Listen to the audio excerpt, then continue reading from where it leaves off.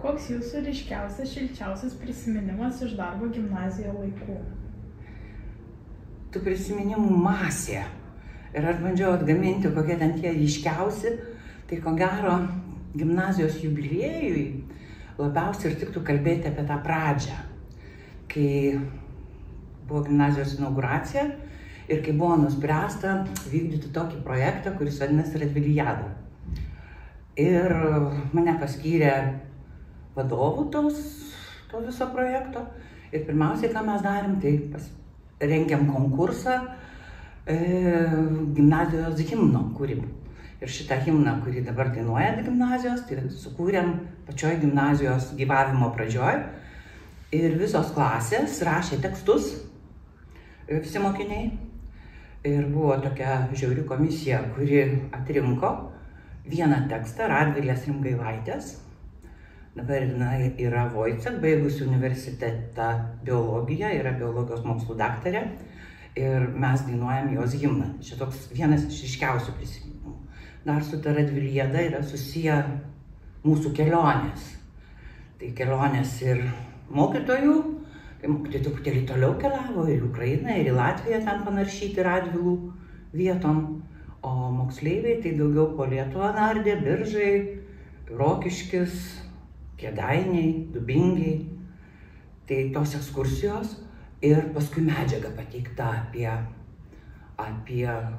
tas keliones, įspūdžiai visi buvo salėje demonstruojami, filmai buvo kuriami ir visa ta medžiaga ir visi tie himnai kažkur mokyklos archyve yra. Tai va vienas toks ryškiausių prisiminimų. Ir dar. Papasakokite kokį linksmą prisiminimą.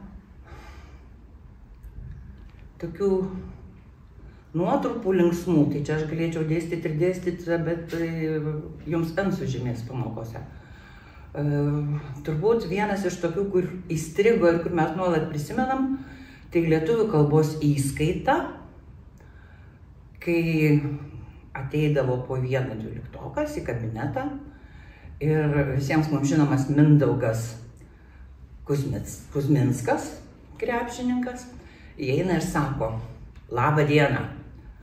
O mes su mokytoja Gnytienė jam atsakom: "Labą dieną."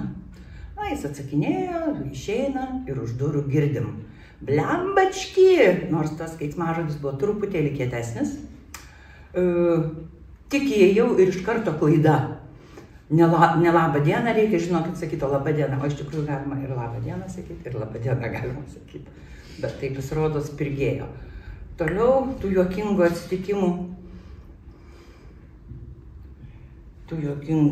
atsitikimų. Susižymėjau, kad nepamirščiau. Aš labai linkus ir dabar įsitvėrus laikausi, kad per daug negestikuliuočiau. Nes aš labai ekspresyvi pamokose ir labai gestikuliuoju. Prisimenu, atėjo pirmokai ir aš vedu kažkokią pamoką ir dar plus vaikštau po klasę, gestikuliuoju ir vienas neišlaikė. Ir taip kategoriškai: "Sustokit." Sustojau, sako: "Man jau kaklas skauda ir bijau, kad į galvą gausiu nuo to jūsų rankų." Tai va toks linksmas atsitikimas. Bet šiaip, jeigu reikėtų jums daug tų linksmų atsitikimų, tai aš galėčiau pagalvoti. Jų buvo be galo daug. Ką vertingo gyvenime jums suteikia gimnazija?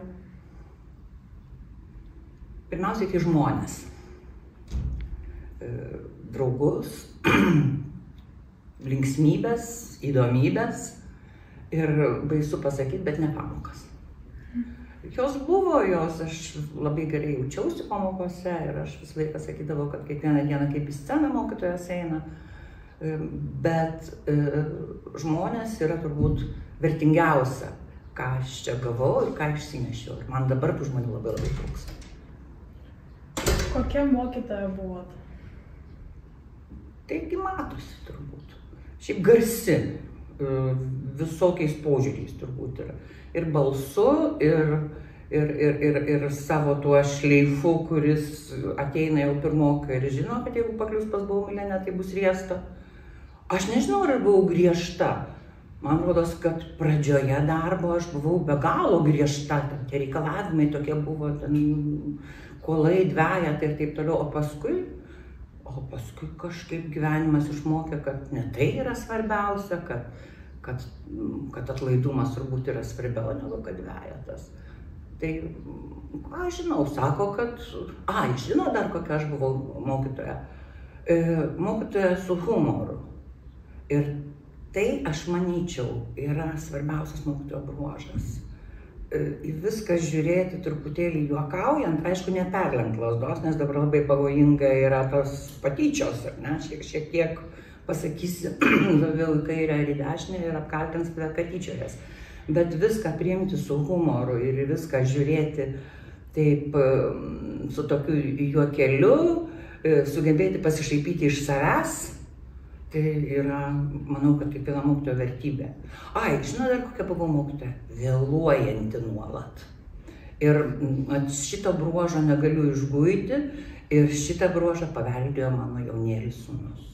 Jis visada visur vėluoja ir aš bijau jį kaltinti, nes aš pati tokia. Kokius mokinius prisimenate ryškiausiai? Tai kiekvienoje klasėje, jų buvo žiauriai daug, turbūt visada yra savas švyturys ir savas juokdarys. Tai labiausiai prisimeni ne švyturius, o tuos juokdarius. Nors aš, kai galvojau, ką paminėti, kažkodėl prisiminiau klasę, kurioje buvo be galo daug mokytojų vaikų. Ir aš pagalvojau, kaip blembačkai jiems sunku. Mokytojos dirba mamos čia mokykloje, jie turi mokytis, jie nepatiria tos visos pilnatvės, to džiaugsmo, jie turi būti rėmuose, jeigu koks anupras išdaužys langą, tai tėvai gal ir nesužinos. Bet jeigu mokytojos vaikas pamirš liniuotę, o varge visa mokykla apie tai žinos, kad neatsinešė liniuotės.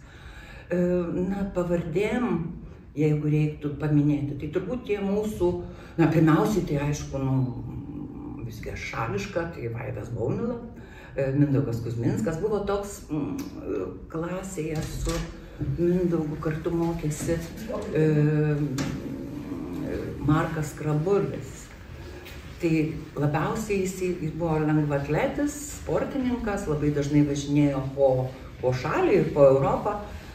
Ir jis visada į keliones veždavosi lietuvių kalbos knygas ir užduotis. Ir jis grįždavo po savaitės, po 2 savaičių.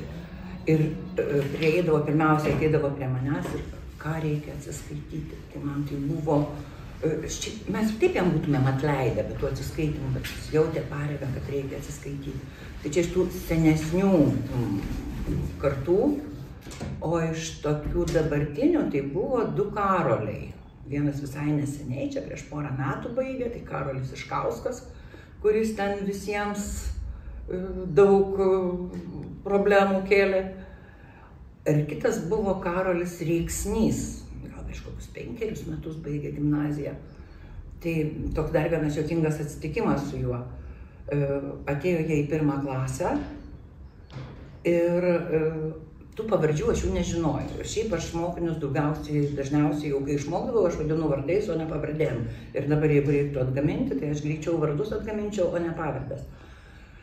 Ir tas Reiksnys buvo labai Reiksnys. Ir jisai šūkaudavo, rėkaudavo, pirmam suole sėdėjo. 1 klasėje visi ieško tos vietos po saulės, tai matosi, jis jos ieškojo. Ir aš sakau, ko tu jisai rėki ir rėki. Man klasėje kažkas tai sako, taigi jisai Reiksnys. Sakau, ir kas, kad Reiksnys? Tegul Ptilenis būna, o ne Reiksnys. Tai sako, mano pavardė Reiksnys. Tai tada taip jau įstrigo. Ir šiaip, net ir jie buvo universitetiniai klasiai, abu šitie Reiksniai. Tai žinau, kai fizikos mokytoja Vilija nuvedė juos į Gedimino universitetą, jau 2 tą Karolį. Tai universitete ten toks atsiliepimas buvo, nusakė, pas jūs mokykloje, tai kaip Karolis, taip ir išskirtinis. Tai jie tokie buvo išskirtiniai. Ar vis dar palaikote ryšį su gimnazija? Kaip matot, taip. Mus čia taip gražiai pavadino Jūratė emeritais, mes labai šito pavadinimo vardu didžiuojamės ir kai tik tai yra galimybė ir kai kviečia, tai visą laiką atvykstam, o šiaip tas ryšys tai yra išlikęs kol kas 12-okai dabartiniai yra paskutiniai, kuriems aš dėsčiau. Ir čia dar kai ateinu, tai jie ten iš visų kampų, jeigu pamato subėga, tai yra dieve kaip malonu, taip čia balzamas ant širdies, kokia aš buvau gera. O mane tai jau aš minėjau, mane traukia čia žmonės, man trūksta žmonių ir aš pas juos einu. Ko labiausiai pasiilgote gimnazijoje? Žmonių, bendravimo, tos tokios, sakyčiau, tos auros, kuri čia supo, tos laisvumo auros. Aš nežinau, ar dabar taip yra, bet turbūt taip. Tai to labiausiai ir pasiilgstu. Tik ne pamokų. Nors tiesa, aš į pamokas tai eičiau, bet kad kas nors už mane taisytų visus rašymus. Ko palinkėtumėte mūsų gimnazijai? Tai ko gero, aš manau, jau tų atsakymų jums yra aišku, kad ne tik gerų pažymių, ne tik gerų mokytojų, ne tik tų žinių, kurias jūs čia gaunate, taip, visą tai taip, bet svarbiausia tos atmosferos, kuri atėjus į gimnaziją neleidžia iš jos išeiti.